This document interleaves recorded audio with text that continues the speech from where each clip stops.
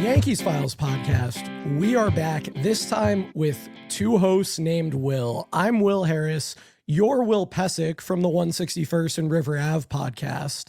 And the rest of you are fans of a team that has won 13 of its last 15 games, a team that trails only Atlanta in record and run differential, and basically leads the American League in everything. Coming off an 11-3 win over the Baltimore Orioles, that team is, of course, the New York Yankees. Will, it is an absolute pleasure to have you on the show today. Steve is unavailable. We needed someone to make a spot start. It was such an easy call.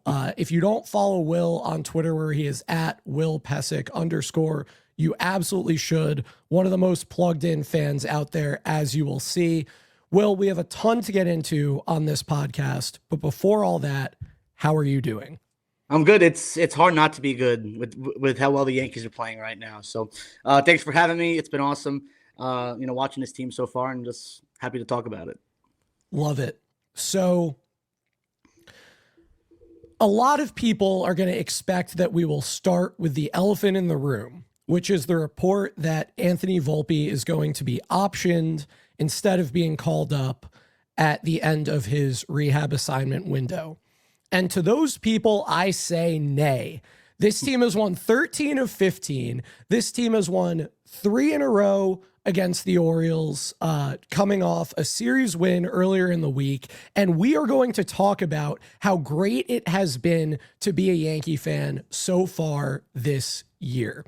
So, Will, to help the Yankees Files audience get to know you, I'd love to just get your reactions to the last week, but also the year as a whole, and then give us a little insight into the kind of baseball fan you are. How do you approach understanding the game? How do you approach evaluating different players? What were you thinking about the Yankees coming into the year, and how is that different or reinforced today? Just help us get to know how you watch the game. Yeah, it's funny because when I first started watching baseball, obviously everything you look at is right in front of you. Batting average, home runs, RBIs, OPS. And then as you get older a little bit, you start to kind of watch a little bit differently, and you say, wow, this player just hit the ball 110 miles an hour, but it was right at a glove, and his batting average goes down. That's not fair. But a guy could hit the ball 60 miles an hour, roll 4 feet in front of the catcher, and he beat it out for an infield single, and the batting average goes up. But that's not really fair. That doesn't make any sense. So I kind of did some digging, and I was able to do some research, read a lot of the books, especially the ones Bill James put out. And I just kind of been infatuated with baseball analytics for a while now. And I personally find it as a fun way to watch the game. And just overall, my thoughts on the Yankees over the last week or so, it's hard not to enjoy baseball right now if you are a fan of the Yankees. They are doing things, not just you and I like, things everybody who complains on social media wants them to do. They steal a lot of bases this year. Jazz and Caballero are stealing more. Judge is stealing bases this year. Even Goldschmidt has wheels on him. He's low-key fast a little bit. Same thing with Austin Wells. You know, they're putting the ball in play, as people say. And sometimes it works. Sometimes it doesn't really work. They're beating you in all these different ways. And Will Warren, the pitching rotation has been phenomenal. And it's only going to get better when they have Cole and Rodon coming back, right? So It's a great time to be a Yankees fan. You're exactly right. And one thing that we've said on the Yankees Files podcast for, I guess 5 baseball seasons now, into our 6th, is it's true of every team, but when they're winning, it feels like they're never going to lose again. And when they're losing, it feels like they're never going to win again. And thankfully, we're in one of those stretches where it feels like they're never going to lose again. And of course, as Steve reminded us on each of the last 2 podcasts, they will lose again, and they will lose multiple games in a row again. But that's okay. That's what happens during a baseball season. And having a 23-11 stretch under your belt, or even better, a 13-2 stretch under your belt, is a great way to build a cushion to ride out some of those struggles. So what were your expectations for this team coming into the year? I know that obviously there was a lot of consternation about the Run It Back Yankees. There were a lot of people who were not impressed with the offseason and thought that, particularly Trent Grisham, but also the Cody Bellinger situation were kind of, either they hamstrung the Yankees or limited their flexibility or were just poor allocations of resources. I think people didn't really know what to make of Ryan Weathers. Where did you stand on this team coming into the year? Yeah, I think a lot of the time over the offseason, I spent my time saying, well, if they're going to run it back, it's going to be the same thing that they ran back in the second half of last year. Yep. The first half team of last year, it was good, but the bench was kind of you had J.C. Escara, you had Oswald Peraza, you had Cabrera till he went down with an injury. And Pablo as far as the Reyes, Jorbit Vivas. Pablo Reyes. Yeah, it got dark there. You had Jason Dominguez kind of platooning a little bit and outfield positioning. So it was kind of unknown. And then the second half, they get Caballero, they get Rosario, and they get the bullpen ads, and then they kind of take off after the, like the summer skid they hit. And I thought that was one of their strongest teams they've had in a very long time, stronger than 24s, where they went all the way to the World Series. And throughout the winter, I'm like, all right, they gave the qualifying offer to, the Grisham. If he accepts it, great. If not, we have options in-house. And he accepted it. And the outrage on social media was just unbelievable. I couldn't believe what I was reading. People that were clamoring him to get a blank check are now turning their backs on him because, it's $22 million and Brian Cashman's an idiot. Hal Steinbrenner just cares about the chicken buckets and all the attendance that he's setting. It didn't make any sense to me. And they start the season 7-2. I'm doing victory laps, and then they lose 8 of their next 11 games, and they fall to 1 game above 500. And now they take off again. And I think what we are seeing is this is the Yankees' full identity, and they're not even at full strength yet. There's still guys who are not clicking. Jazz Chisholm, Trent Grisham is clicking, but it's just finding gloves. And like today, he had a line drive right to Jeremiah Jackson. Yeah, Jeremiah Jackson, and then a beautiful play out in right field. Like the guy is doing all the things right. And yesterday you saw the BABIP xwOBA correction on the double and the home run, and then today it reverts back to form. They're going to be a very good team, and the American League East is really, really poor this year. And granted, Toronto has a lot of injuries, but this Yankee team is going to be a hard out come October. And it's kind of hard not to get excited a little bit, but then you realize it's a long way to go, and baseball happens. Crazy things happen in baseball. Yeah, I mean, the Yankees almost lost Aaron Judge and Ben Rice in the same game today. Judge, the catch that he made was phenomenal, but holy cow, did he hit the wall hard. And I was sitting along the first baseline, and watching him make that play was so impressive, but he was moving, and I was concerned when he was down. And then, a couple innings later, Rice comes out of the game, and you're wondering what happened with that. And it turns out it's just a bruise. Everything should be fine, not unlike the scare we had with Jason Dominguez a few days ago. So, everywhere you look, you can observe the fine lines that exist for the fortunes of a baseball team. And, those were certainly examples. I think like Joe Ryan for the Twins pitched a third of an inning today and then had to be taken out of the game. Like, as good as this team is, and as good as we believe this team to be, so many things in the sport just rest on a knife's edge. And, that all signs point to this being one of the 2 or 3 best teams in baseball, maybe 3 or 4, depending on how you want to talk about the Cubs. Like, despite the fact that all signs point to that today, that could all change tomorrow without any of this stuff being wrong. And that's both the challenge and the beauty of the 162 game season is, it really does take that long to figure out who the best teams are, and crazy things can happen that entire time. I think a big part of that too is like we saw what happened last year. And I know I don't put a lot of stock into head-to-head matchups throughout the regular season because, teams change over the course of 162, who's hurt, who's healthy, and it's a bunch of randomness in my opinion. Like, it's not who you play, it's when you play them. Make no mistake, the Yankees did not play well against the Blue Jays all year last year. Nobody's saying that to be false. It turned out the Blue Jays beat the Yankees in October, but the Red Sox had the Yankees number in the regular season, and the Yankees beat them when it mattered the most. So you're 100% right that these things can change on a dime. Yeah, per se. And it may not. Like, this may be the Yankee team we see going forward. But we have guys hurt. Giancarlo's hurt. Cole's coming back. Rodon's coming back. There's a lot of what ifs still, but right now this is a damn good Yankee team. And I expected that coming into the year. Weren't the Dodgers 0-6 against the Brewers going into the playoffs? And the Angels too, I think. Didn't they? Yeah, I think they were a combined 0-12 against the Brewers and Angels. So yeah, good thing they didn't have to face the Angels in the World Series, I guess. Like, this is nonsense. All right, Will, we've put it off long enough. Let's talk about the Anthony Volpe, Jose Caballero situation. It sounds like Anthony Volpe is going to be optioned instead of called back up and returned from his rehab assignment to the major league team. I think the Yankees are making a colossal mistake. Yep. Maybe that's an overstatement, but there is nothing about Jose Caballero offensively that suggests that there's anything to believe in there.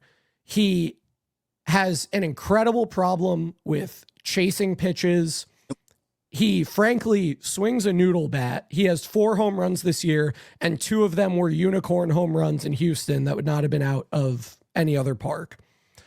And he's completely undisciplined. He is incredibly reliant on batting average on balls in play. And he does make a little bit of his own luck by virtue of being so fast. But his ex-WOBA coming into today was 269. That will have gone down with his performance today.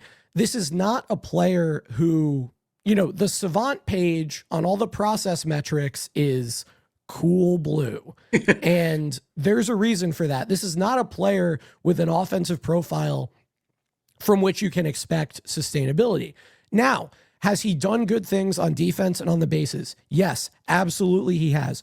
Are any of those things that Anthony Volpe would not be capable of? I'm definitely not sold on that. I think 2024 Anthony Volpe defensively is probably the best shortstop defense season from any modern Yankee. So like, I'm not worried about his ability to pick it over there. And he's a solid base runner. Does Caballero maybe have an edge? Possibly, but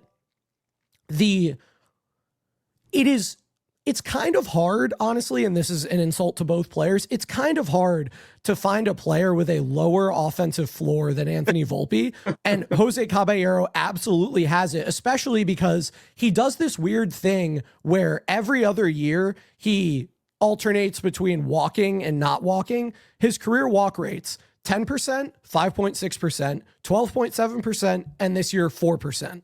So if he's not going to walk and he swings a noodle and he needs to rely on batting average on balls in play, he's not going to be a good hitter. And great, he has a 99 WRC plus so far.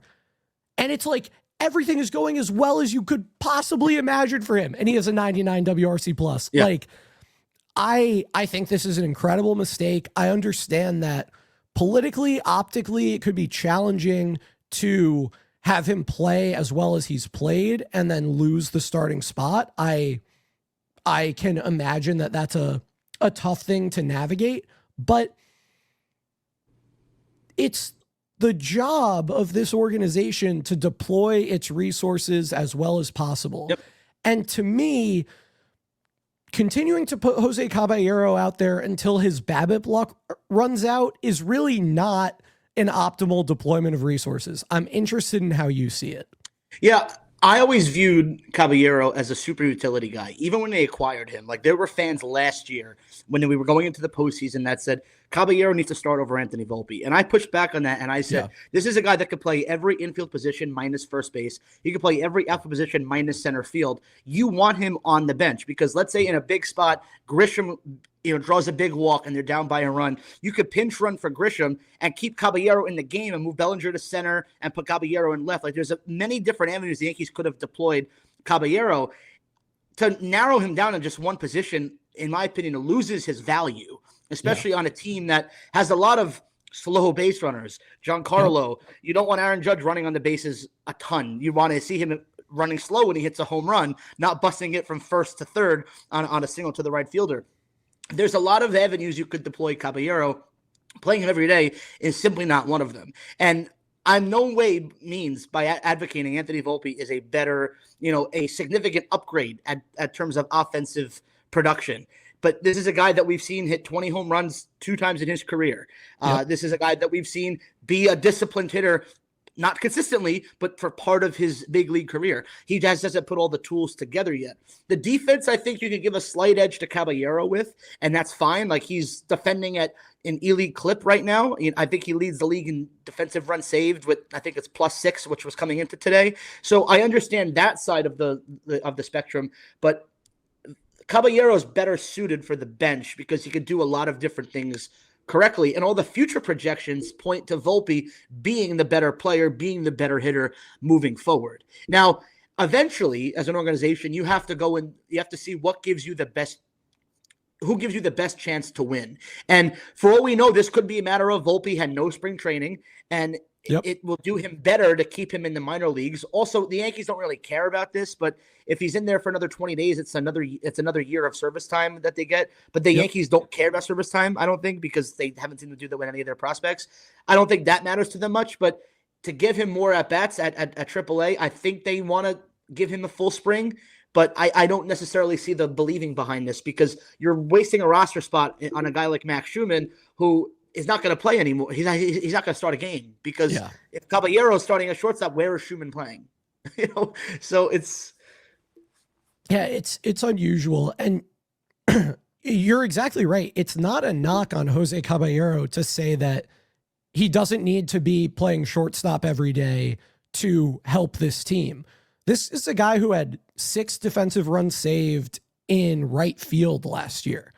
Like, Jose Caballero can do things well at a bunch of different positions. Anthony Volpe needs to be at one position to maximize his value. So it seems pretty straightforward to me that the guy who needs to be locked in a certain space to maximize his value should be there, and the guy who doesn't should kind of move around. So I don't know, maybe I'm crazy, but it's very weird to me. I do think Volpe, even if it's only marginal, is the better offensive player. And at least as, as a guy who's going to slug, I prefer him. So yeah, it's tough for me to understand. And I think the elephant in the room is also like, with the way Ryan McMahon and Jazz Chisholm have played to this point, there would be a lot of opportunities for Jose Caballero to play second base and third base against lefties. And I can't imagine they're going to be super aggressive with Anthony Volpe's playing time. So there would be a lot of shortstop to be played. And yeah, carrying around Max Schumann just to be a worse version of Jose Caballero also doesn't really make sense. So yeah, I hope to see Volpe back sooner rather than later. I think that, as I've been saying this whole time, maximizes what the Yankees can get out of the resources available to them. But I don't know. I suppose we'll see. And it doesn't seem like it's happening in the super near term.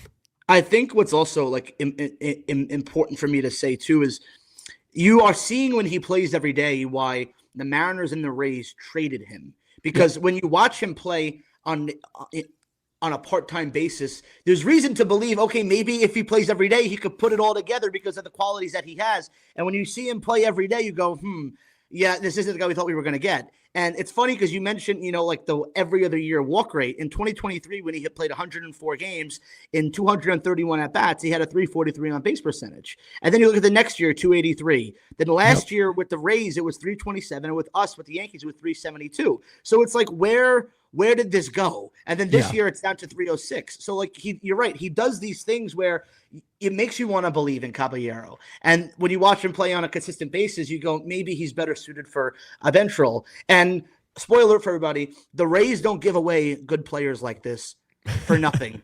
And no disrespect to Everson Pereira, who I'm sure is a nice dude. But when you trade Caballero for Everson Pereira, I'm afraid this is who Caballero truly is. Not the, over the career, not what we're seeing in such a small sample. Yeah. So I don't know. We'll see. It'll be an interesting one to monitor. Everson Pereira does have a 109 WRC plus this year. It will not last though. All right. I'd love to dive into the bullpen a little bit, because that I think is the area that people were most concerned about with this team. And the guy I want to start with is Camilo Doval, who has looked absolutely disgusting in his past few outings. I mean, if we just go back to April 17th, so his last 4 2/3, he has struck out 38.9% of batters he's faced. He is not allowed a hit on a ball in play, but he's allowed a couple homers, and that's where all the runs have come from. So his ERA looks bloated. Even in that time, it's 5.79, but that cannot continue. This guy has been disgusting, and he's starting to throw like really, really, really hard again. Yeah. And my question to you is, am I getting too excited about Camilo Doval? Because I think this could be like elite season. Yeah, he's definitely pitched a lot better than his 6.75 ERA would suggest. And I think the biggest issue with him was when he came to the Yankees was his location. As he struggled a lot with location, resulted in a lot of walks, and it made you say, okay, can we trust Camilo Doval in a big spot come the playoffs? And it was kind of seemed like the Yankees 8-9 punch last year was Bednar and then Devin Williams, and then the Yankees had to make a decision, and Camilo is their 8th inning guy this year. He's looked really, really good, but his ERA is so inflated because when he looks really good, there's one at bat in that entire sequence where he just gives up a home run. Now, I was at the game against Kansas City 2 weeks ago, and they gave up the game-tying home run to Vinny Pasquantino. That ball's not getting out anywhere else but Yankees. No, that was like 94 miles an hour. It was like the Dominguez home run today. You saw a little bit of, I know I'm going to mention a different player, but when Luis Gil was struggling with location, the Yankees said, try to throw a little bit less hard and just try to locate a little bit better. And Camilo at the start of the year was kind of doing the same thing where he was going at 94, 95. And now suddenly he's back up to 98, 99, 100 again. And the results are like there, he's having a lot of success, but he's just getting beat with the long ball. He's not going to give up a home run every single time he's out there. That's eventually going to come back down to earth. I'm a fan of Camilo Doval, and so are the Yankees. And there's a reason why they traded for him. Like, he had a 1.31 ERA plus in San Francisco last year and a 3.22 FIP with the Giants last year. He's a good pitcher, and I'm not worried about him, to say the least in any way. But his ERA is ugly, but that's why we don't look at ERA to determine the best value of a pitcher. So. Exactly. And man, it's just like, it's so fun to watch this like new version of him. Because like he came into Friday's game averaging 96.6 miles an hour for the year on his sinker, and he sat 99. And it was 97.7 on the cutter, which also sat 99. And then on Saturday, in the second day of back-to-backs, he was more like 97. But gosh, he's just such an electric pitcher, and it's so fun to watch when he's on. What do you make of the bullpen as a whole, though? Like, do you trust Doval? Do you trust Jake Bird? Are you worried about Dave Bednar? I think I'm starting to believe that rumors of the demise of the Yankees bullpen were greatly exaggerated. I'm interested in where you stand. Yeah, I actually messaged you when they originally sent down Jake Bird. It was during the Angel series. I was told it wasn't, performance based. It was the guy just threw, I think, on back-to-back days. He threw a lot of pitches. They needed a fresh arm back with the Yankees. And, Bird comes back and he looks like the Jake Bird we saw earlier in the year where he gets a lot of ground ball outs and a lot of swing and miss stuff. And I'm happy with Jake Bird. I think he's a good positive regression candidate when the season moves forward because of, his ability to get ground balls, swing and miss stuff. I do think they need another high leverage arm though, because David Bednar is a little scary to me because as good as he's been of getting out of jams, that's not going to be the case always. Yeah. And there's going to be a time where he doesn't get out of that jam, and you don't want that to be a spiral effect. I do think they need another high leverage arm because right now I think you only trust maybe Camilo Doval, Jake Bird, and David Bednar. I don't really feel comfortable. Like, we all love Fernando Cruz, but Fernando Cruz is a wild card because he throws one pitch, and if that one pitch is not splitting, he's going to walk the ballpark. I do like Fernando Cruz. But I appreciate the point, which is correct. Fernando Cruz needs to be able to throw a fastball for a strike and then spam splitters. And it works normally really well. And it's worked really well for him this year, but he is walking 6.5 guys per 9 or something, which is not a sustainable approach. And I don't think Brent Hedrick's numbers are sustainable for that matter either. Like, his whip is still severely inflated, and he actually has reverse splits where he gets both righties and lefties out, which is why I took the jab at Alex Cora back when they played the Red Sox, because he made that decision to pinch hit whoever for Andrew Monasterio. And I'm like, this just feeds into Boone's hands perfectly because this guy's a reverse splits guy. He kind of reminds me a lot about Michael Tonkin because they've been using Brent Hendrick a ton to start this year. I think he's going to be like an option candidate. Yeah, I think he's going to be optioned after the deadline when they get another high leverage arm because of just his, workload, quite frankly. That's an interesting point. It's interesting to keep an eye on. The Yankees have played 34 games and he's thrown 17 innings. So it's an 81 inning pace for a reliever. That would be a lot. Nice. Do you think any of those high leverage arms that you're interested in might exist within the organization? Do you think Giovanni Cruz is a candidate? Do you think Carlos Legrande is a candidate? Or are you thinking purely trades? It could be purely trade, but coming into this year, when everybody was healthy, I said Ryan Weathers is going to be getting a save in a playoff game because that's an interesting the potential one too. Ryan Weathers has potential to be like a dominant lights out closer. Yeah, because he's that good. But I've heard some rumblings that if the Phillies continue to tank, Yohan Duran is going to become available, and he would not be a bad piece to add to the back of that bullpen. Not either. A bad guy to have. but I think Ryan Weathers, because it seems like he could be going to the bullpen when everybody is healthy. That fastball and that breaking ball that he has could be a deadly combination. And he's not even throwing as hard as he possibly can, Weathers. In spring, he was hitting 101, and he's only maxing around 98, 99 now. So let's talk about Ryan Weathers. The Yankees starting pitchers have been phenomenal. I mean, if you just think about the 4 guys who matter, meaning not the Luis Gil Elmer spot, like after today, the top 2 starting pitchers in baseball in Fangraphs WAR are Cam Schlittler and Max Fried. Yep. So I would say that's pretty good. And then Will Warren has been awesome. He has a 2.39 ERA, and Ryan Weathers has been similarly good. Pitching to a 3.03 ERA and striking out like 10.5 per 9. If you look at some of the advanced metrics, it gets even better. Like Schlittler is 2nd in strikeout minus walk rate. Warren is 5th. Weathers is 11th. These are all the ones that make Max Fried look like he's the worst of the 4. Like Schlittler is 1st in xFIP minus. Warren is 4th. Weathers is 12th.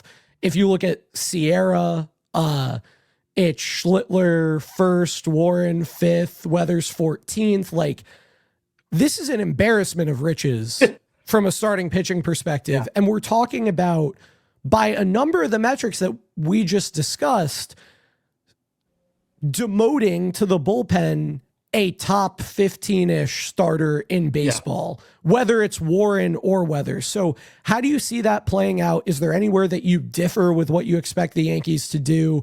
I think it's a really hard choice. Yeah. But how do you see it?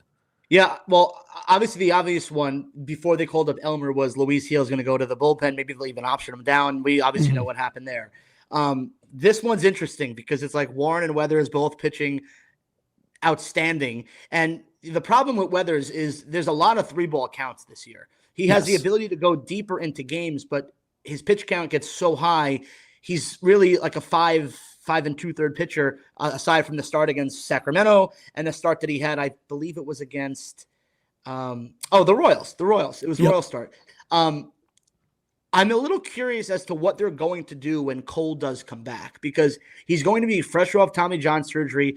Do they want him to start every 5th day consistently? Because if not, they could skip a couple guys' starts and give him a little bit extra rest. And somebody said to me the other day, what about a 6-man rotation? And I pushed back on it and I said, you don't want to take away starts from Cam Schlittler and Max Fried. They need to pitch every 5th day because it gives them the best chance to win on said day. What I can see them doing is skipping starts of Garrett Cole to make sure he's fresh for the stretch run, which gives Weathers an opportunity to stay in that rotation. Do I think they're going to do that? Probably not, but it's an option I would at least consider, because Weathers as a starter gives you a lot of value right now. But I don't think they're going to go that route, and I think Ryan Weathers is going to become a high leverage arm for them. And I think that's how they see it too. Yeah, I think you're probably right. And I would love if they got creative with how they distributed starts, at least in the immediate term after Cole returns. Skipper O'Don start here or there, because I think he's the guy I'm most worried about from a workload perspective, given his history of health issues and, just how much he pitched in the last 2 seasons before this year. Ed skip a Weather start from now and then, because he's obviously also had an injury history, but I got to imagine that Cole wants to pitch every 5th day. And I don't know if the Yankees are going to tell him no there, regardless of whether or not they should. I think Weathers probably goes to the bullpen. I think he's an absolute weapon out there. Yeah. But man, I wish we could just see like all 6 of those guys make 30 starts, even though that's not how the math works. They should extend the season by 20 games just so I can get that. And I don't even think it's not disrespectful to Weathers to have him in the bullpen. No. And the way I thought about the process is not who is the better pitcher to keep in the rotation. It's who is going to be the better reliever and whose stuff plays better out of the 2 out of the pen. And I think the obvious answer to that is Ryan Weathers, because of the fastball and, that curveball slider combination that he has. And Weathers airing it out. Weathers airing it out is absolutely a better bullpen option than Will Warren. But I think what nobody expected is that they would both be such good starting options. And it's great that they've made the decision so tough. Right. Yeah. And I was really high on Will Warren when a lot of people weren't. A lot of people took what happened in 2024 where he had that spot start in Philly against the Phillies and he didn't perform well.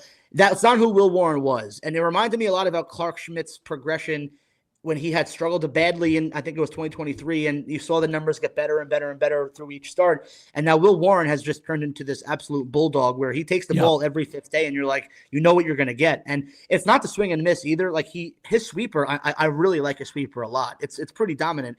He's getting a lot of strikeouts looking. And I was listening to this podcast with Eno Saras from The Athletic, and it's the deception on which he attacks not just righties, but lefty hitters. Like his sinker starts in on a lefty and then sinks to the outside part of the plate and it freezes them. And then they don't know what to do. And that's why he gets a lot of Ks looking, is because the deception on that sinker is so dominant. You want that playing against lefty lineups come October and down the stretch. Absolutely. Yeah. No, he's had some beautiful just turn guys into statues, throwing the sinker at their front hip. And it's really changed the complexion of Will Warren, the pitcher, to be able to get lefties out reliably. And that is such an exciting development for the Yankees, and another, I think, check mark in Yankees player development success that Will Warren and Cam Schlittler, who you can't say enough good things about Cam Schlittler, are doing what they're doing for this team. It's amazing. And this is kind of the narrative I was pushing back on, is when people said the Yankees don't develop any talent. The Yankees had so insane. They had a player development overhaul back in 2019. And since then, they have just produced talent. A lot of it's been on the pitching side, but Austin Wells is a good, major league catcher. He's a starter on, I would say, 20 out of the 30 teams in the MLB. Anthony Volpe at his best is a 3-win player. That's valuable to teams, right? Yeah. You have Aaron Judge, who's, I don't know, maybe the best right-handed hitter we've seen in 2+ decades ever. Right? Ben Rice turning into like a star before our very eyes. Jason Dominguez has another big day today. Like, there's a lot to be happy about with the Yankees player development.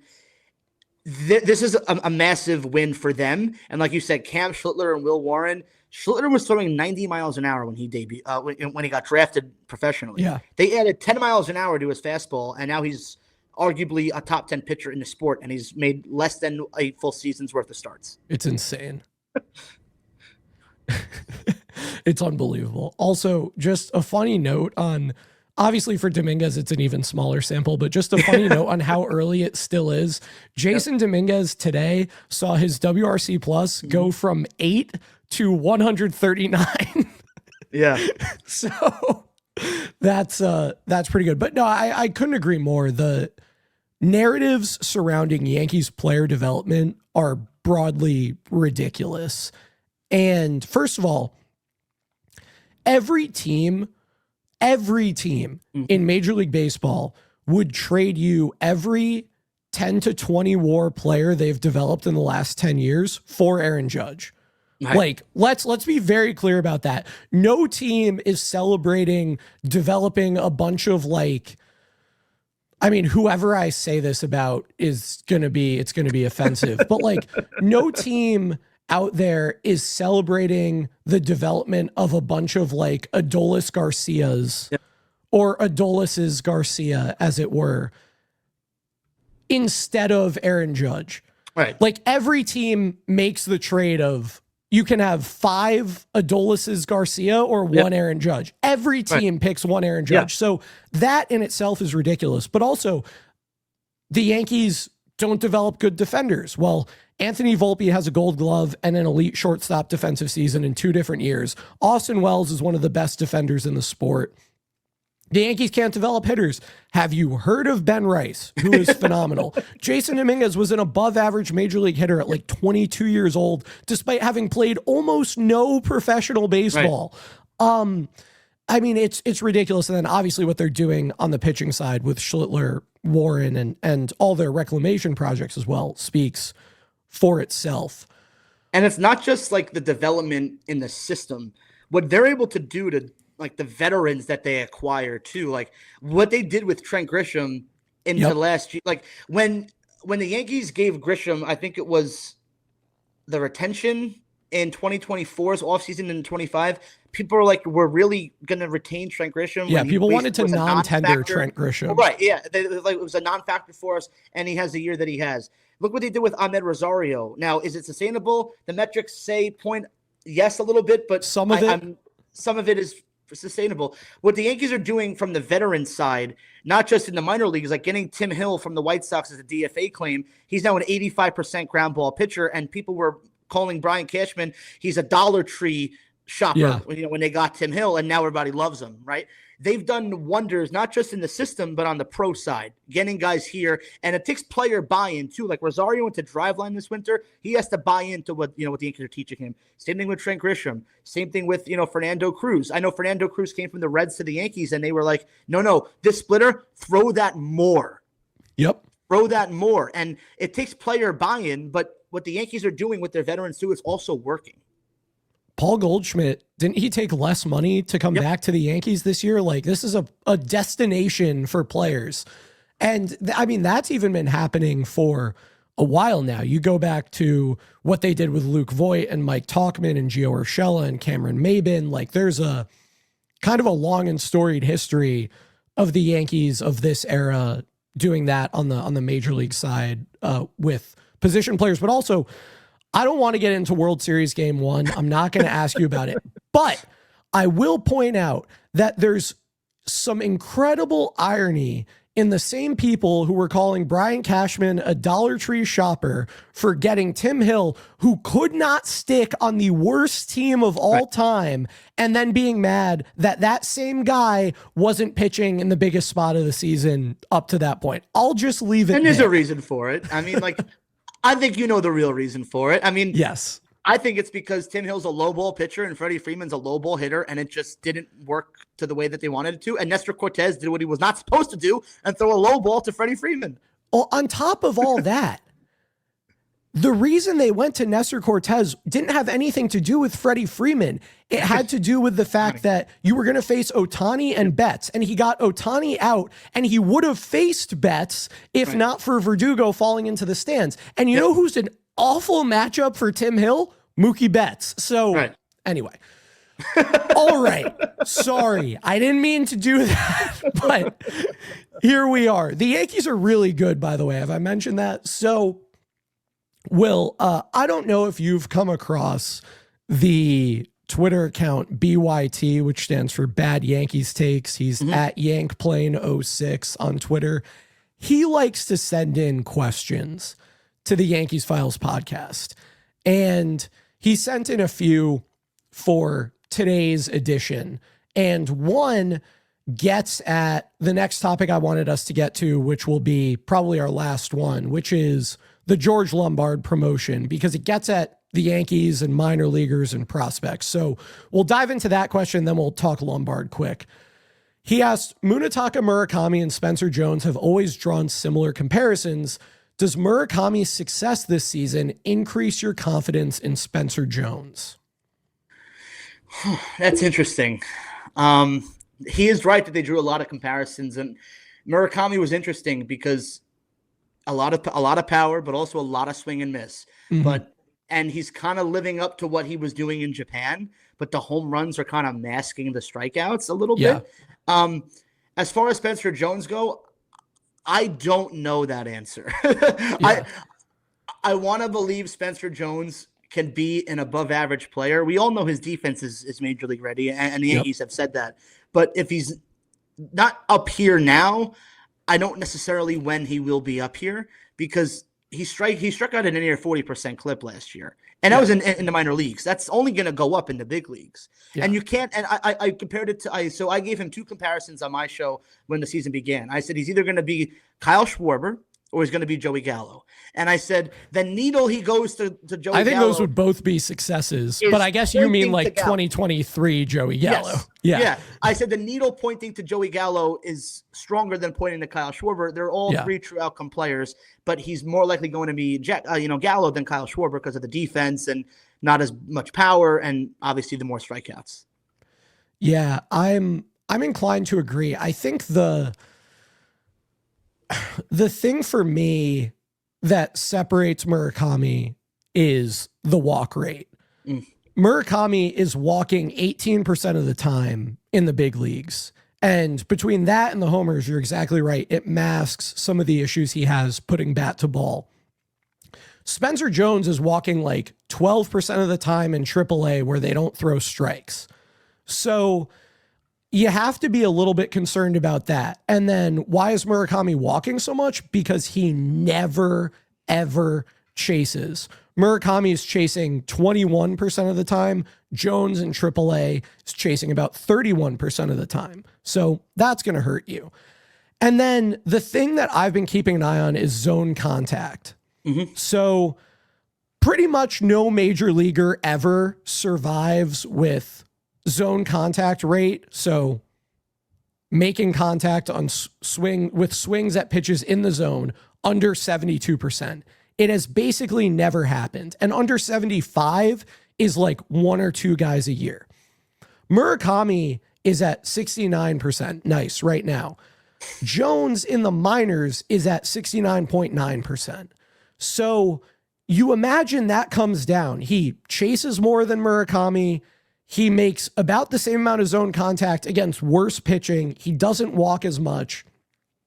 Like, I don't think Murakami has blazed a new trail, and I don't think Spencer Jones is similar enough to him that it would matter. I am already excited about the prospect of like a super low contact, super high walk, destroys the baseball guy. I think he would be fun, but Murakami hasn't changed my opinion of Jones's MLB readiness. Yeah, same. The Yankees clearly are still looking to see more out of Spencer Jones. I don't know if they're ever going to see that. I'm confused as to why he's still with. I thought the time to trade him was at last year's deadline when the value was astronomically high. There's got to be a reason why he's still here. I think teams, like you said, are noticing these trends and saying he's not going to get to the point where we thought he was going to get. And honestly, that's okay. There's hits and misses in every organization. Totally. And when they drafted Spencer Jones, people did say this seemed like a reach of a pick because of these reasons. And they thought they could fix them. And if it looks like that they can't, and that's okay. Yeah, I mean, he's a high-risk guy, and it could work out. What I've heard, and people can take this for whatever, is that the Yankees at last year's deadline felt like Jones was worth more to them than he was to other teams. Like they had a stronger thesis about how they could unlock things with him than another team might. So the value that they saw was not the same as the value that other teams saw. Yeah. Maybe some of the stuff that he does by this July changes that, and either he gets called up or he gets traded. We'll see. But one guy who was just promoted to AAA after, I think, a total of fewer than 130 games in AA, and is just 21 years old, is George Lombard Jr. He's the number one prospect in the Yankees organization. He's, broadly like a top 50-ish prospect in baseball. And he's been phenomenal this year. He's walking 13% of the time. He's got a 141 WRC plus. He's almost hitting 300, 400, 500.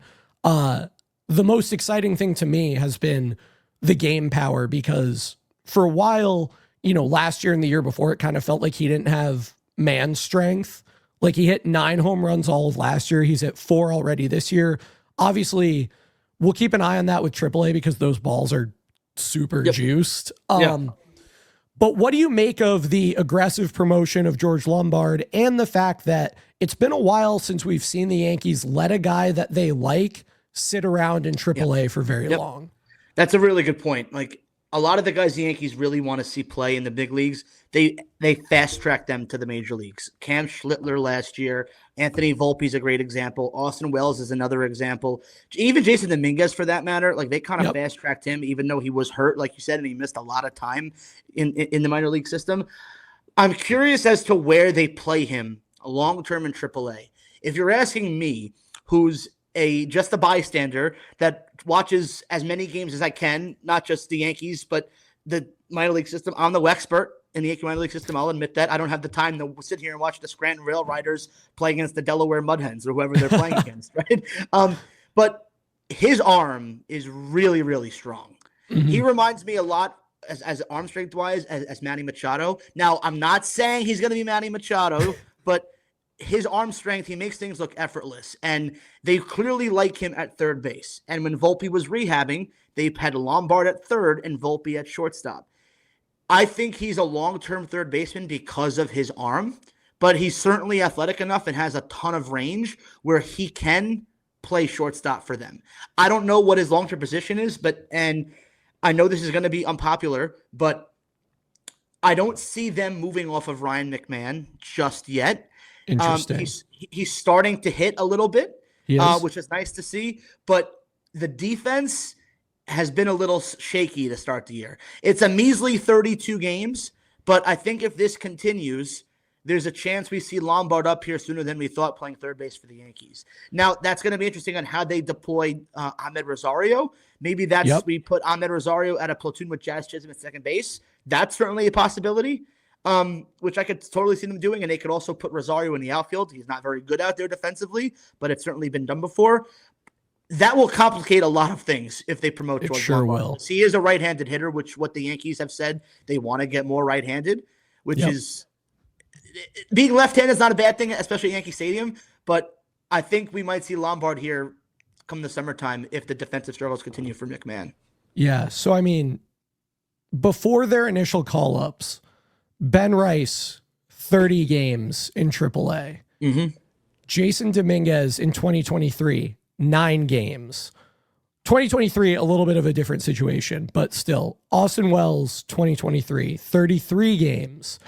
And Anthony Volpe, before being called up to start 2023, had played 22 games in AAA. So, like, you go a month and George Lombard is at the same point that all those guys were at when they got called up. And look, weird stuff changes in the minor leagues every year.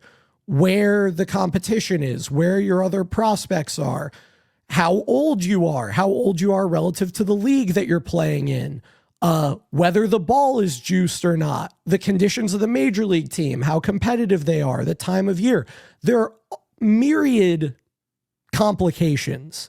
So it's not to say that George Lombard is a month away from being on the major league team, but it's a lot faster than I expected him to be promoted. Mm-hmm. And it's been a while since we've seen them stash someone in AAA who we know they like. In fact, like the guy who's sat for the longest in AAA is Spencer Jones.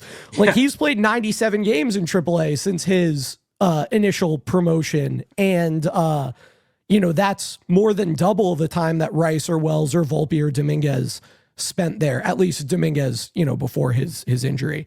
So yeah, it'll be fascinating. And it does feel like you could quickly get to a too many cooks in the kitchen situation with the infield where you have Lombard who could play a few positions, but is probably a platoon candidate with McMahon at third base.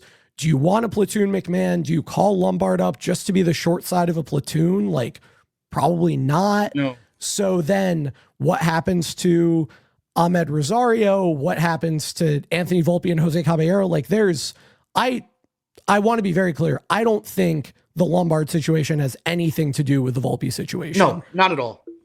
And I don't want anyone to have that impression, but suddenly you would have 4 right-handed infielders and then Paul Goldschmidt, but none of the other guys can play first base. Paul Goldschmidt can't play any of the other positions. So it would be a weird situation. I'm interested to see how they handle it, but yeah, it's been a while since they've let someone just hang out at AAA. And maybe this is a change in that. And Spencer Jones was the first guy who now they do want to approach things that way, but it'll be interesting to see. And it was a very aggressive move.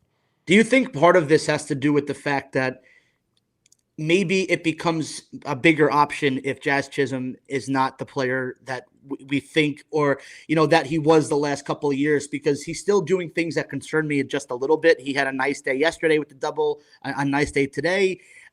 I tend to lean no. I think they still want to believe in Jazz Chisholm.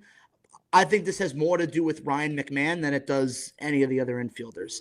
Like, I think the Yankees traded for McMahon for a reason. They knew what they were getting themselves into with the offensive production. It was for his glove, and his glove was really good last year. But you know whose glove is also really good? George Lombard. And you know who also brings more to the table offensively as far as potential goes? George Lombard. Do they want to make that move in a World Series year? I don't know necessarily to say.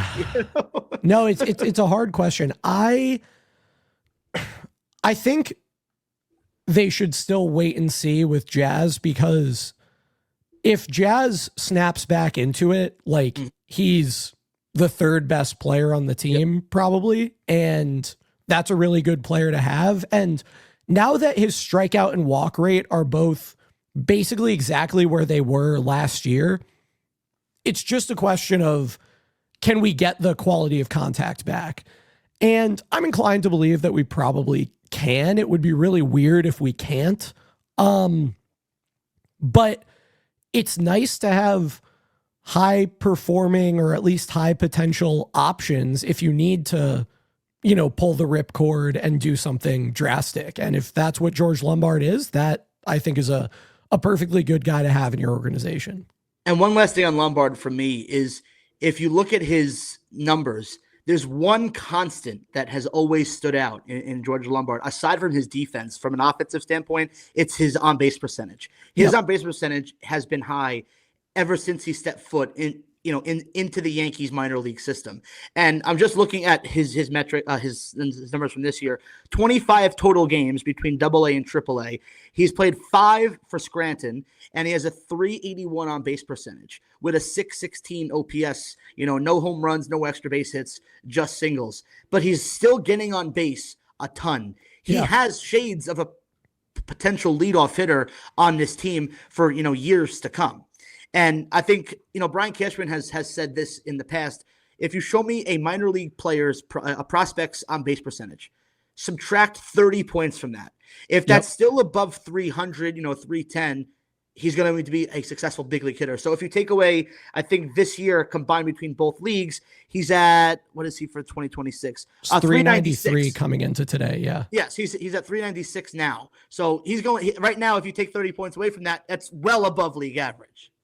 I'm going to say something that people aren't going to like, but it's true. And I think you might agree. The hitter that you want George Lombard to become is Gleyber Torres. That is what this profile is. Yep. A guy who's going to walk a bunch. His strikeouts came down at AA this year, kind of more in line to where they were for all of 24 that he spent at high A. In high A, he was a walk more than he strikes out guy. And like double-digit walk rate, below league average strikeout rate, solid on-base percentage. Gleyber has become like an on-base machine as his career has progressed. But like guy who can hit you some homers, but they're not the thing that supports his profile. It's still about the on-base, but like has game power, can slug. The more I look at George Lombard's profile, the more I think that the guy you want to see him be at the major league level offensively is Gleyber Torres. And I think that's all there for him. Yeah, I agree. I had a different comparison, but I like Gleyber a lot. I thought similar to Carlos Correa. Interesting. Yeah. But if super disciplined, Correa, like 18 home runs a year. What was that? If it's Correa, I sign on a dotted line today because easily. Carlos Correa is like a 50-win player and he's still going. Yeah. No, I mean, obviously him becoming Carlos Correa would be a fantastic success, but you're exactly right. Like, a guy who's going to hang out around 20 homers, get on base all the time, walk a ton, slug enough. Yeah. I think that's exactly the kind of guy we're talking about. And it would be a terrific success for George Lombard to be that guy. All right, Will, I've kept you longer than I said I would already, and I know you have to get to recording your show as well. So the way we wrap this podcast up is we rate our confidence out of 10 in the New York Yankees. And you might be thinking, well, what does that mean? 0 out of 10. What do those ratings, correspond to? Nothing. We're the most analytical podcast out there, and this is just all vibes. I think Steve has been between like 9.5 and 9.6 lately, whatever that means. All this question is, what does it mean to you? Rate your confidence out of 10 in these New York Yankees. Well, 10 would be not ideal because no team is perfect. Every team has flaws. Michael Conforto was hitting for the Dodgers last year. People forget that. People seem to forget that. I'm gonna say like a 9.5. Yeah, and I'm right there with you. We've been like 9.5, 9.6. I think what has this team left to be desired from us? They're pitching great. They're mashing the ball. Judge is awesome. Rice is awesome. Like, you can't even complain about how healthy or not they've been. They haven't gotten a single inning from Garrett Cole or Carlos Rodon. Stanton is hurt, but still, from an injuries perspective, they've been, as good as you can possibly imagine, pretty much. It's hard not to be extremely, extremely confident in this team. So, Will, as we wrap up here, please tell people where they can find you. Tell people about your show. I think, as I mentioned earlier, you're a great follow on Twitter, super plugged in. So make sure that people know where they can find you. Yeah, you can guys find me on Twitter at Will Pesek _. We have a brand new podcast. We launched it in November. A couple of my friends and I were like, we just want to talk about the Yankees. And what's funny is it's a 4-man show, and 2 of them happen to not be analytically driven, which is totally fine. And the other one seems to be kind of on the fence, which is totally it's always good to have a like a mix of everything. I get called the Brian Cashman chill. That's okay. No problem for me. And for the other for fans across town saying how Brian Cashman's an idiot and how any GM could build a team with a $400 million payroll, $300 million payroll. Look at David Stearns. Yup. Yeah, it's a tough one. Just be grateful. Just be grateful. We have Cashman and Boone running the show. So. Absolutely. So make sure you go follow Will on Twitter. Before we wrap up, shout out to Kenny, Rosie, Eddie, JP, and everyone I saw at the Yankee game today. Shout out to the Yankees for a great 11-3 win. People can keep up with us at YankeesFiles.com. They can follow us on Twitter, where we are at YankeesFiles. The podcast is available wherever you get your podcasts. We hope you'll interact with it in some positive way. If you like it, and just download it and juice our listens. If you don't like it, don't interact negatively. Nobody has time for that. The full video podcast is available for our Spotify listeners and also goes up on our YouTube channel, youtube.com/@crosstownsports. I will be back with Steve or Will or someone at a similar time from a similar place next week to recap the series with Texas and Milwaukee. And until then, let's go Yankees. And I say, hey.